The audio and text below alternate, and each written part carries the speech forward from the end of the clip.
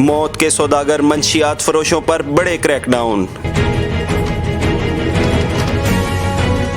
Islamabad motorway के करीब मशकूक car से दौरान तलाशी भारी मिकदार में मनशियात बरामद कर ली गई।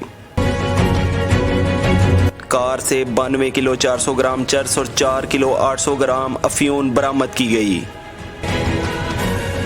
मौके पर मौजूद कार में खुशाब के रहायशी 2 मुल्जिमान और 2 खवातीन को गिरफ्तार कर लिया गया, जबकि मोटरवे पर दूसरी कार्रवाई में टोबा टेक सिंह के रहायशी मुल्जिम से 1 किलो अफीम बरामद कर ली गई। मियांवाली में बखर के रहायशी मुल्जिम से 2 किलो 400 ग्राम चरस बरामद। दिलबदीन मुच बाईपास के करीब कामयाब कार्रवाई।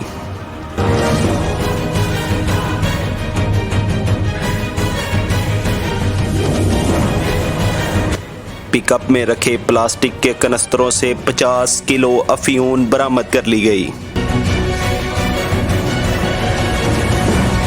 गिरफ्तार मुल्जिमान के खिलाफ इंसदाद मनशियात एक्ट के तहत मुकदमा दर्ज करके मजीद तफ्तीश का आगाज कर दिया है। तर्जुमान ANF।